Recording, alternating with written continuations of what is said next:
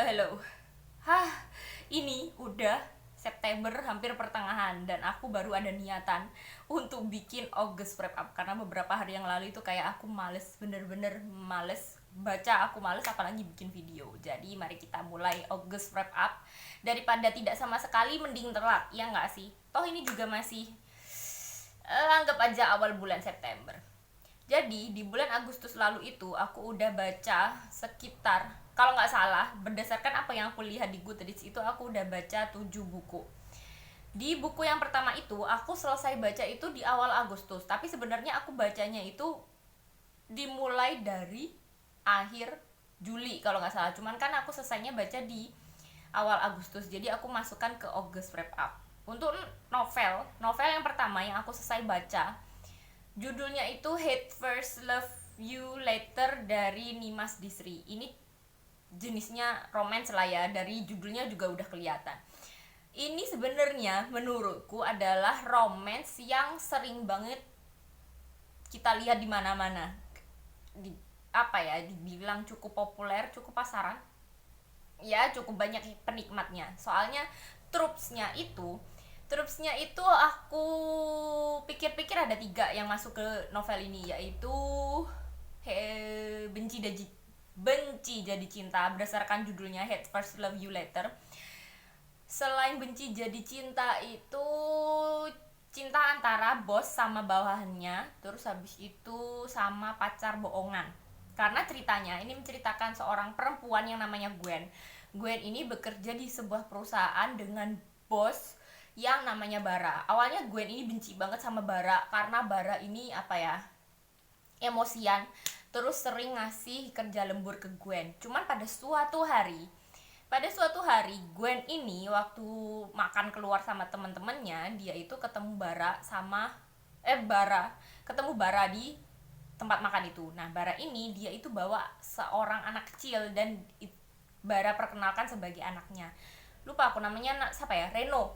Nah, Reno ini ternyata suka sama Gwen. Nah, Gwen pada awalnya itu mikir kalau Bara ini pastinya punya istri dong karena bawa anak. Cuman ternyata setelah apa ya, kenal lebih jauh, Bara ini single parent. Dia itu merawat Reno itu sendiri. Terus si Reno ini ternyata suka sama Gwen dan menganggap Gwen itu seperti mamanya karena menurut Reno Gwen ini mirip sama mamanya. Nah, pada akhirnya kan apa ya, namanya juga anak kecil dan Gwen itu juga suka sama Reno gitu loh, suka berinteraksi sama Reno, lama-lama kan sayang. Terus akhirnya apa ya, Reno ini kayak nggak mau lepas dari Gwen, terus kemana-mana kan akhirnya Bara kan ngajak Gwen. Pada awalnya itu mereka emang kayak apa ya, ya udahlah, yang penting Reno seneng. Terus lama-lama ternyata orang-orang di sekitar Bara itu, kayak keluarganya itu menganggap kalau Gwen itu pacarnya Bara, padahal enggak kan, padahal kan Gwen ini cuma pengen nyenengin Reno doang. Ya udah, ceritanya seperti itu sampai akhir pun trups itu terus muncul sih. Sebenarnya ini cerita yang simple banget. Kita dari awal pun udah bisa membayangkan ending ceritanya kayak apa. Cuman aku ngerasa untungnya penulisan cerita ini nggak terlalu cheesy yang bikin enek, yang kayak interaksinya terlalu berlebihan atau mungkin konfliknya yang berlebihan. Enggak, aku ngerasa oke lah, cukup lah. Ini lebih apa ya, ini enak kok untuk dibaca buat dibaca santai, bukan dibaca yang sampai menyentuh hati. Enggak, ya udahlah, untuk ngisi waktu doang nggak masalah. Jadi aku ngerasa kalau kalian mungkin orang yang suka baca cerita romance, mungkin kalian bakal menikmati untuk baca novel ini, meskipun kalian nggak terlalu suka kayak aku ngerasanya seperti itu sih. Ya lumayan untuk ngisi kekosongan atau mungkin lumayan untuk pendinginan setelah baca sesuatu atau setelah setelah baca buku-buku yang aku ngerasa cukup berat. Ini lumayan lah karena kita kan nggak perlu mikir terlalu berat. Buku berikutnya yang aku selesai baca di bulan Agustus lalu itu judulnya Imaji. Imaji ini ditulis oleh sekelompok anak yang dinamai Diskaria Paladin Terry Montera de Manix. Sebenarnya mereka ini adalah siswa-siswi Man Insan Cendekia Serpong yang menulis yang mereka dapat tugas dari sekolah untuk menulis cerpen, dan habis itu cerpen mereka itu dikumpulkan terus dibukukan.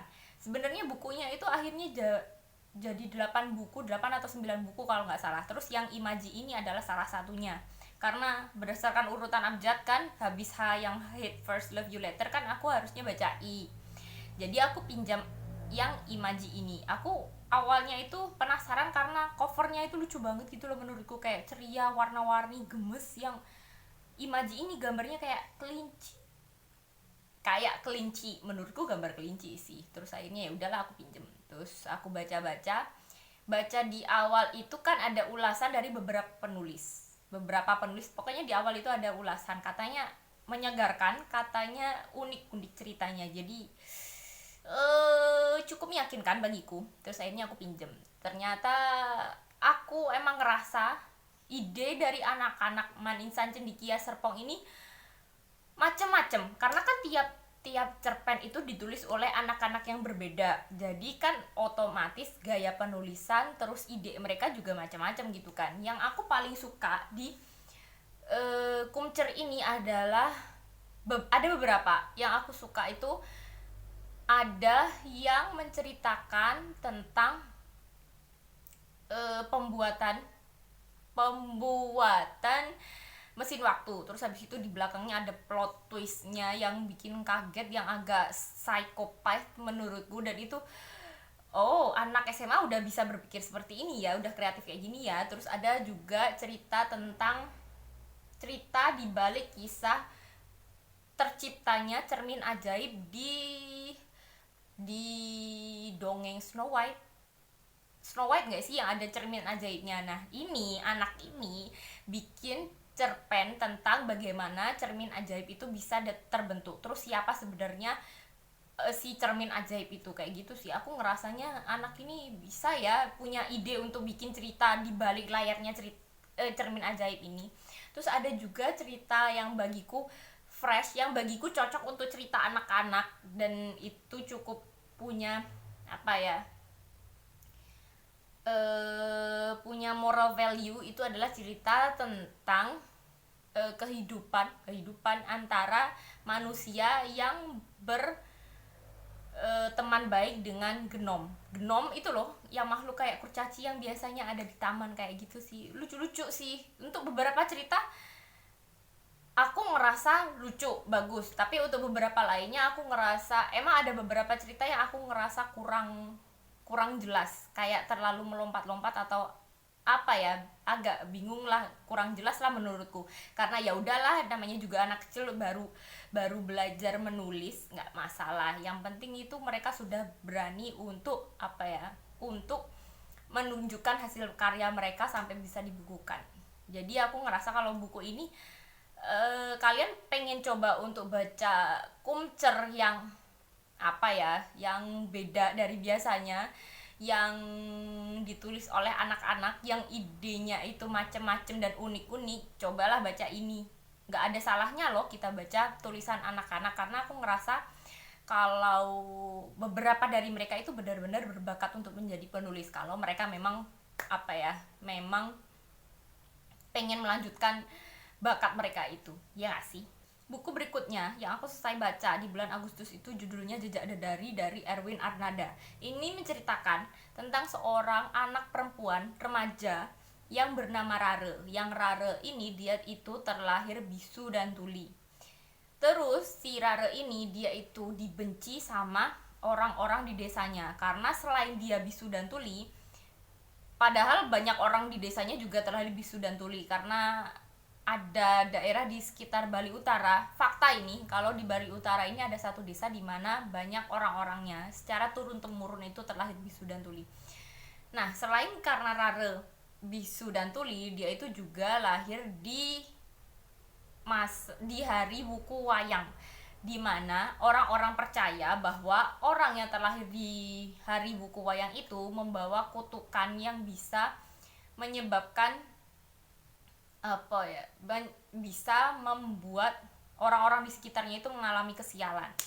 Karena itu Rare dibenci sama orang-orang desa. Terus Rare ini saking dibencinya sama orang-orang desa, dia juga dibenci sama teman-temannya, beberapa temannya waktu dia sekolah, sampai akhirnya dia itu difitnah sama seorang teman di sekolahnya kalau si Rare ini meracuni mereka, padahal Rare itu nggak tahu apa-apa. Sampai akhirnya Rare ini dikeluarkan dari sekolah. Akhirnya Rare kan nggak bisa sekolah lagi, dia itu memutuskan untuk jadi penari Sang Hyang Dedari, dimana penari Sang Hyang Dedari ini adalah tarian yang disakralkan di daerahnya.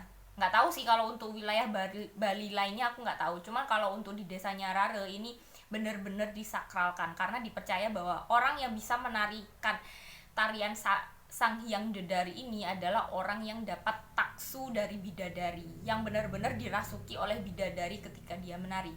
Sedangkan kan Rare ini punya kekurangan, dia itu bisu dan tuli, otomatis dia punya kesulitan tersendiri dong untuk menari, karena kan ketika kita menari kan biasanya orang-orang pada umumnya itu gerakannya kan ditentukan oleh ketukan musik, sedangkan kan Rare ini tidak bisa mendengar. Jadi orang-orang itu tidak percaya bahwa Rare ini bisa menarikan Sang Hyang Dedari. Cuman Rare ini benar-benar punya impian besar untuk bisa menjadi penari Sang Hyang Dedari. Akhirnya bibinya atau si kakak dari ibunya Rare ini kan seorang orang yang biasanya melatih tari. Dia itu dengan sukarela melatih Rare untuk menari, ya namanya juga keluarga.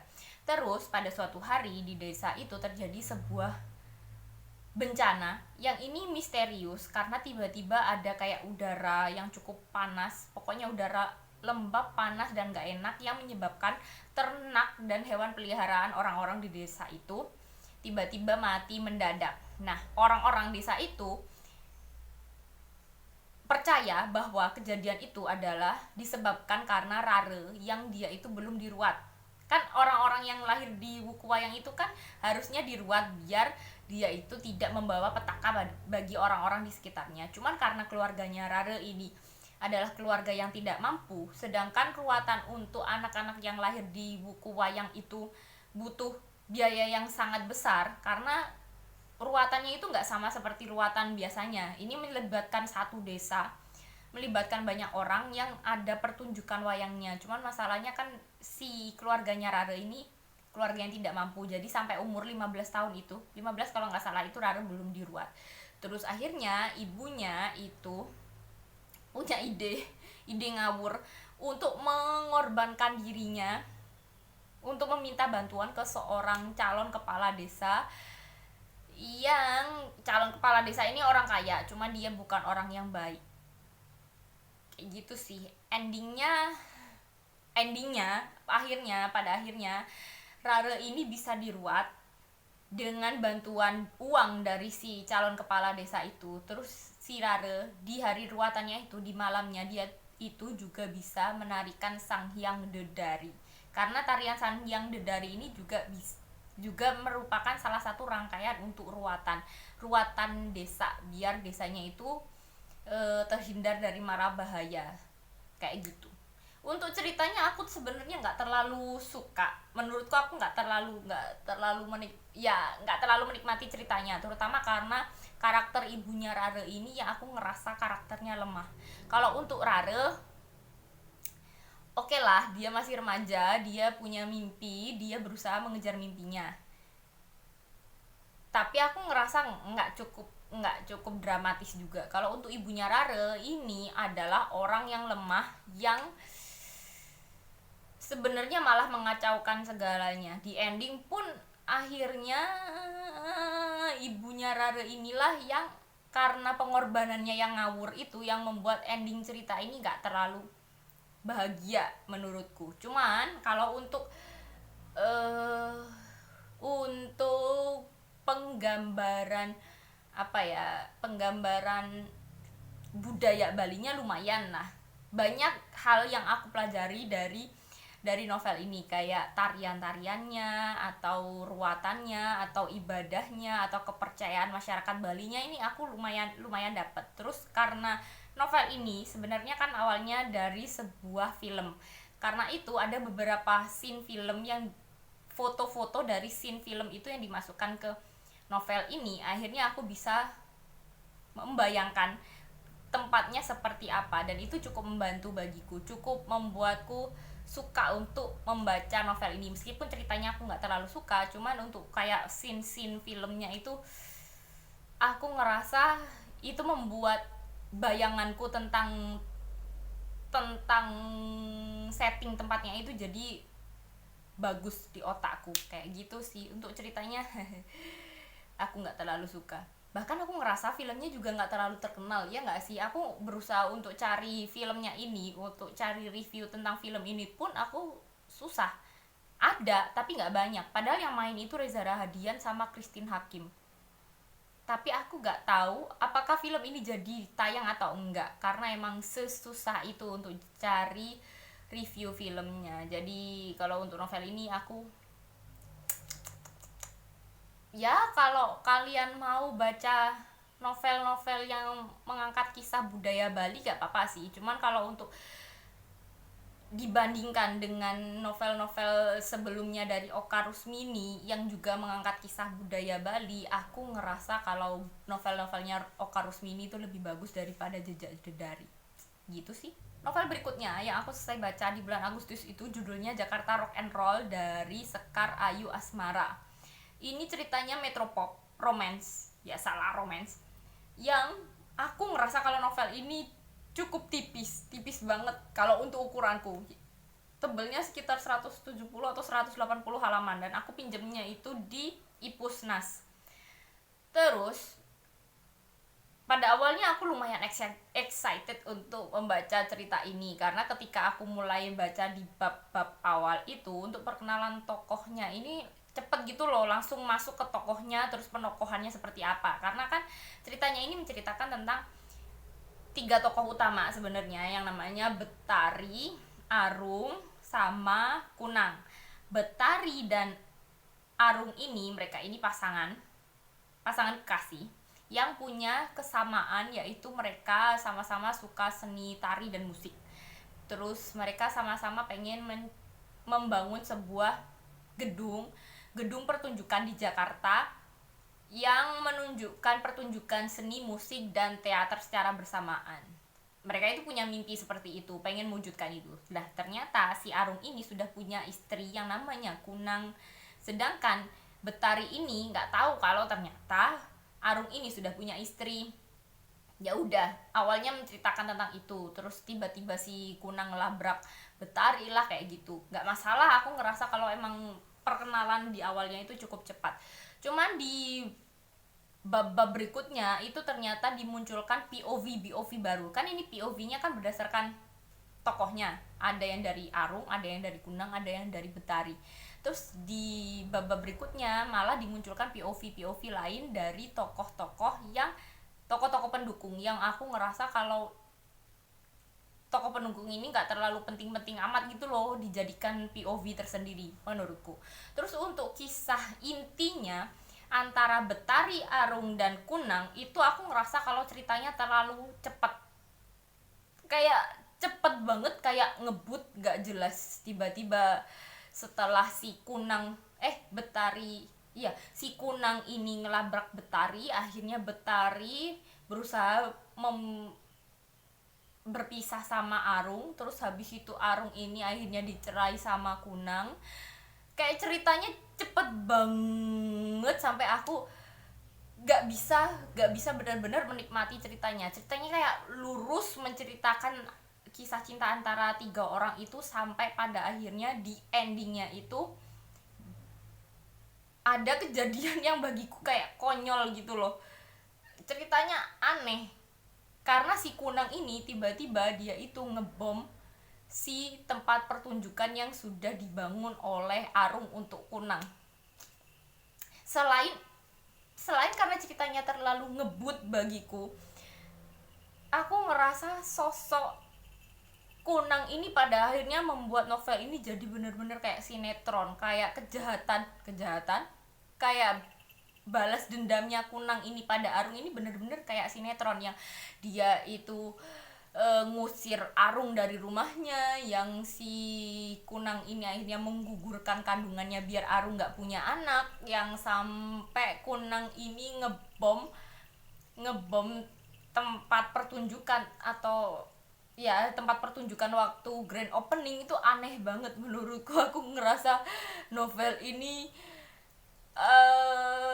tidak bisa benar-benar kunikmati tanpa berpikir bahwa novel ini sebenarnya seperti sinetron. Bener, sumpah aku kalau baca novel ini tuh kayak kayak nonton sinetron yang orang jahatnya itu melakukan hal yang aneh-aneh untuk menyakiti orang yang baik, kayak gitu sih. Jadi aku nggak terlalu rekomen untuk novel ini. Buku berikutnya yang aku selesai baca di bulan Agustus itu judulnya Kado Terbaik dari J.S. Khairen. Ini menceritakan tentang seorang tokoh yang namanya Rizky. Rizky ini dibuang ke sebuah panti asuhan sama ibunya. Dia dibuang bersama dengan dua adiknya yang namanya Rizka dan Kansa. Waktu itu umur Rizky kayaknya umurnya baru 15 tahun. Dan ternyata panti asuhan itu adalah panti asuhan ilegal. Jadi anak-anak di panti asuhan itu bukannya dirawat dan dididik seperti anak-anak di panti asuhan yang seharusnya, tapi anak-anak di sana, anak-anak panti itu dipekerjakan untuk jadi anak-anak jalanan. Entah mereka itu yang jadi pedagang asongan, atau mungkin jadi pengemis, atau mungkin jadi pengamen. Bahkan beberapa dari mereka itu jadi pencuri dan pencopet, karena si pemilik panti asuhan ini meminta setoran dari anak-anak panti asuhan itu. Terus anak-anak di panti asuhan itu juga sering mendapatkan siksaan dari pemiliknya kalau anak-anak itu berusaha untuk kabur atau membangkang, atau mungkin uang setorannya kurang. Nah, pada saat itu, oh ya, setelah beberapa tahun Rizky ini kan udah dewasa. Dan karena dia sudah enggak tahan lagi untuk tinggal di panti asuhan itu, dia akhirnya kabur, melarikan diri dari panti asuhan itu. Terus dia entah luntang lantung selama 2 tahun itu di luar dengan cara kerja serabutan.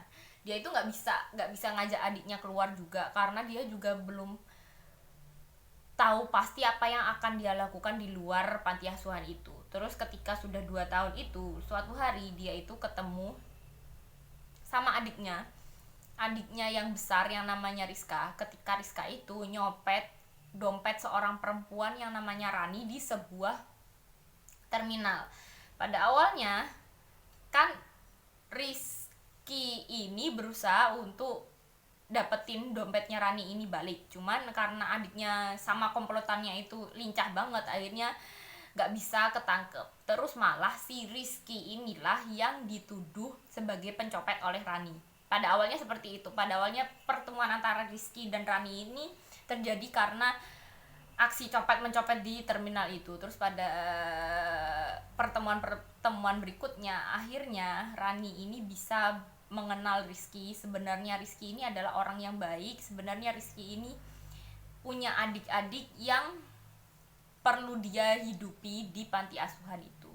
Terus yang membuat mereka ini akhirnya benar-benar saling mengenal adalah ketika kejadian di akhir bulan Ramadan, ketika adik Rizky yang namanya Kansa ini diculik. Terus adiknya Rani juga diculik, terus dijual ke sebuah penadah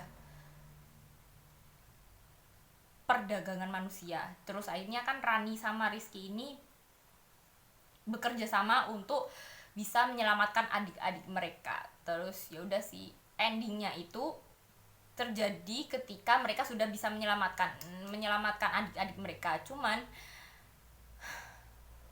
yang bikin sedih di novel ini, emang sih cerita pada awal sampai akhir ini lumayan sedih, karena akan menceritakan tentang kehidupan Rizky seperti apa, terus adik-adik, betapa dia sayangnya sama adik-adiknya, itu lumayan sedih. Cuman yang paling sedih adalah di bagian akhir, ketika Rizky ini malah dia itu gak mau menerima bantuan dari orang-orang di sekitarnya, termasuk keluarganya Rani, karena keluarganya Rani ini pengen mengangkat Rizky sebagai anak, meskipun waktu itu Rizky umurnya udah dewasa, udah 20 tahun. Cuman kan keluarganya Rani ini baik, maunya itu menyelamatkan hidup Rizky, entah mungkin dia dipekerjakan sebagai apa, pokoknya bisa diterima sebagai anggota keluarga lah. Cuman mungkin karena Rizky merasa kalau dirinya itu udah cukup kotor dan cukup dewasa, dia itu nggak mau menerima bantuan dari orang-orang itu. Akhirnya Rizky ini malah menghilang dari kehidupan Rani dan adik-adiknya, padahal adik-adiknya pada akhirnya itu udah dapat adopter, udah ada orang-orang yang mau mengadopsi adik-adiknya. Cuman Rizky ini akhirnya menghilang. Gitu sih aku sedihnya, karena Rizky ini pada akhirnya untuk ending kehidupan Rizky ini nggak jelas, kayaknya sih nggak baik juga. Ini ceritanya, novel ini lumayan sedih untuk kalian yang mau baca novel-novel sedih dan pengen baca novel tentang kasih sayang keluarga. Kalian cocok untuk baca novel Kado Terbaik dari J.S. Khairil. Buku berikutnya yang aku selesai baca di bulan Agustus itu judulnya Kalamata dari Nimade Purnamasari. Ini menceritakan tentang kisah seorang tokoh yang namanya Nirumyik. Nirumyik ini adalah seorang dalang perempuan Bali, yang di waktu masa jayanya dulu dalang perempuan Bali itu cuma ada 2, ya salah satunya Nirumyik. Bahkan sampai sekarang pun kayaknya dalang perempuan di Bali itu juga hampir jarang banget, karena biasanya pada umumnya orang yang jadi dalang adalah laki-laki, ya nggak sih. Terus Nirumyik ini ketika sudah selesai masa jayanya itu cuma sekitar 4 tahun kalau nggak salah, sekitar tahun 1984 sampai sekitar 90 awal. Terus tiba-tiba Nirumyik ini menghilang dari peredaran. Bahkan dia ini bener-bener dilupakan lah sama orang-orang di sekitarnya. Terus pada suatu hari si tokoh lain yang namanya Made ini dapat permintaan tolong dari temannya untuk menuliskan biografi tentang Nirumyik ini. Pada awalnya Made ini nggak kenal Nirumyik ini siapa. Terus akhirnya sama temannya ini dikenalkan sama Nirumyik. Dan ternyata Nirumyik itu di masa tuanya beliau itu mengalami demensia yang cukup parah, sampai beliau itu kayak melupakan dirinya sendiri. Sampai beliau itu susah untuk diajak komunikasi dan sering mengalami tantrum yang cukup parah, sehingga untuk menuliskan biografi tentang Nirumyik ini otomatis Made ini mengalami kesulitan. Akhirnya Made melakukan pendekatan termasuk seperti memperhatikan apa yang dilakukan Nirumyik setiap harinya. Terus untuk menuliskannya juga Made ini mencari orang-orang yang dulu pernah kenal dan dekat dengan Nirumyik semasa beliau itu menjadi dalang. Akhirnya dari orang-orang inilah Made ini tahu sebenarnya Nirumyik itu seperti apa. Terus mungkin alasan-alasan kenapa Nirumyik ini mengalami trauma dan sampai akhirnya mengalami demensia itu seperti apa. Cuman aku ngerasa untuk pengungkapan masalah traumanya Nirumyik ini nggak terlalu detail menurutku. Emang ada dimunculkan beberapa seperti bulian dari orang-orang di sekitarnya, karena Nirumyik ini ternyata anak dari seorang tokoh PKI kalau nggak salah. Ya udah, cuman beberapa potongan-potongan kecil masa lalunya, belum bener-bener sampai ke akarnya kenapa sampai Nirumyik ini mengalami masalah psikologis yang benar-benar bikin dia itu setrauma itu sampai demensia seperti itu. Aku ngerasanya seperti itu, kurang detail. Terus ada beberapa hal yang dimunculkan kayak hal-hal kecil. Ketika Nirumyik ini sudah tua, Nirumyik ini benar-benar nggak suka difoto. Bahkan sampai kameranya Made ini, ketika Made berusaha untuk memfoto Nirumyik secara diam-diam itu dirampas sama Nirumyik sampai dilemparkan ke danau. Itu aku belum menemukan alasannya kenapa sampai Nirumyik itu setrauma, setakut itu sama kamera. Terus juga ada kisah tentang masa lalunya Nirumyik yang dekat sama seseorang dari Italia kalau nggak salah. Itu juga nggak terlalu dikupas, padahal si orang dari Italia ini, aku lupa namanya siapa, nama si orang ini pada akhirnya disebut oleh Nirumyik, padahal Nirumyik ini dia itu kayak udah lupa nama-nama orang di sekitarnya itu siapa. Cuman pada suatu hari Nirumyik ini mengingat nama si orang Italia ini. Seharusnya kan kalau seperti itu kan berarti Nirumyik ini benar-benar menyimpan nama orang itu di dalam hati dan pikirannya sampai benar-benar sedekat itu gitu loh, sampai dia masih mengingat nama itu. Cuman kayak belum jelas, belum ulasannya itu belum jelas sedekat apa Nirumyik sama orang Italia ini. Jadi aku ngerasa I don't know, untuk ide ceritanya itu bagus gitu loh, untuk menceritakan untuk mengupas kisah hidup seorang dalang perempuan Bali yang tiba-tiba menghilang dari peradaban. Idenya itu bagus, cuman untuk penyelesaian masalahnya, untuk pengupasan kisah hidupnya Nirumyik ini menurutku kurang detail dan kurang dalam. Novel terakhir yang aku baca di bulan Agustus itu judulnya Lambung Mangkurat dari Randu Alamsyah. Ini menceritakan tentang sosok Lambung Mangkurat yang di daerah Kalimantan sana. If I'm not mistaken, kalau aku baca dari kata pengantar di novel ini adalah sosok yang cukup melegenda di daerah Banjar terutama, karena dia dipercaya sebagai orang yang mendirikan kerajaan di daerah Banjar yang namanya Negara Dipa kalau nggak salah. Nah, tapi orang-orang itu masih terbagi menjadi orang yang percaya bahwa Lambung Mangkurat ini beneran ada, dan juga ada orang yang percaya bahwa Lambung Mangkurat ini adalah sosok fiktif aja. Terus orang-orang juga percaya kalau Lambung Mangkurat ini, sebagian percaya kalau Lambung Mangkurat ini adalah orang yang baik, tapi sebagian percaya kalau Lambung Mangkurat ini bukan sosok yang baik, kayak gitu sih berdasarkan kata pengantarnya. Cuman kalau untuk cerita di novel ini kan diceritakan bahwa Lambung Mangkurat itu sosok yang beneran ada. Dia adalah anak dari Empu Jatmika. Empu Jatmika ini adalah seorang pelarian dari Majapahit yang melarikan diri ke Kalimantan. Terus Empu Jatmika ini mendirikan sebuah kota perdagangan yang namanya Negara Dipa. Terus akhirnya Empu Jatmika ini bisa mendirikan sebuah, bukan kerajaan sih, sebuah kota yang benar-benar maju, yang bahkan kota ini bisa mengalahkan kerajaan-kerajaan di sekitarnya. Tiba-tiba Empu Jatmika ini menghilang ketika dia melakukan pelayaran ke Sulawesi kalau nggak salah. Terus ketika menghilang ini, akhirnya di kota itu terjadilah perebutan kekuasaan antara Lambung Mangkurat dan Arya Megasari. Arya Megasari ini kalau nggak salah adalah orang kepercayaan dari Empu Jatmika. Terus terjadilah perebutan kekuasaan untuk menjadi pemimpin atau raja di Negara Dipa. Padahal pada awalnya Empu Jatmika ini tidak mengharapkan anak-anaknya menjadi raja. Meskipun dia adalah pendiri Negara Dipa, dia itu tidak mau anak-anaknya menjadi raja di Negara Dipa atau menjadikan Negara Dipa itu sebuah kerajaan. Karena kalau nanti anak-anaknya menjadi raja atau Negara Dipa menjadi kerajaan, akan terjadi perebutan kekuasaan yang menyebabkan anak turunnya itu saling menyerang satu sama lain untuk mendapat kekuasaan. Nah, Empu Jatmika maunya seperti itu. Cuman si Lambung Mangkurat ini punya obsesi untuk menjadi raja. Akhirnya dia itu dengan kecerdasannya, dia itu menyingkirkan lawan-lawannya yang pada awalnya Arya Megasari itu dikalahkan. Terus habis itu dia juga bisa mengalahkan kerajaan-kerajaan pemberontak yang lain. Terus dia juga bisa mengalahkan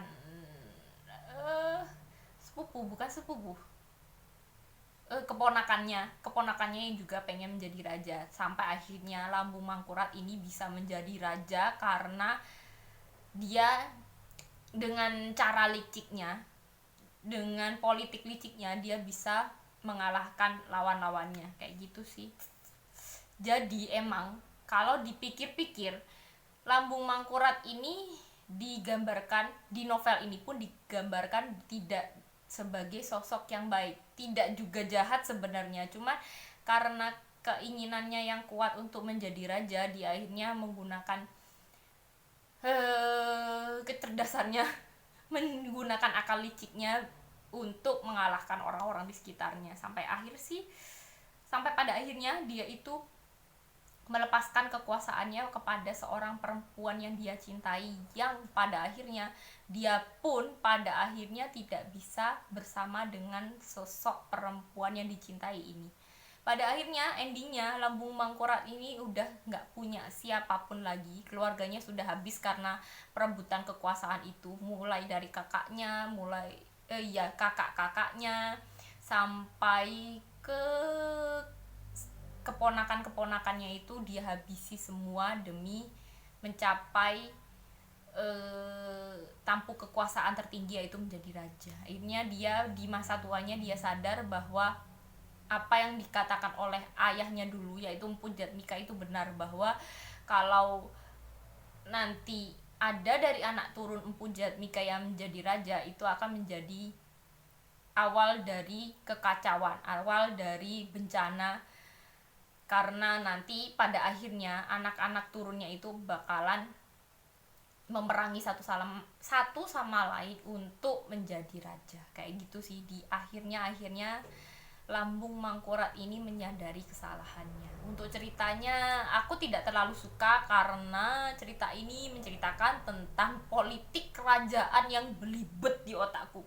Banyak hal yang terjadi, banyak hal yang dilakukan oleh Lambung Mangkurat, seperti politik-politik licik yang aku gak terlalu tertarik itu banyak. Terus peperangannya juga terjadi beberapa kali, sampai akhirnya Lambung Mangkurat itu sadar. Itu benar-benar capek menurutku, banyak peperangan dan politik-politik licik yang aku tidak cukup tertarik.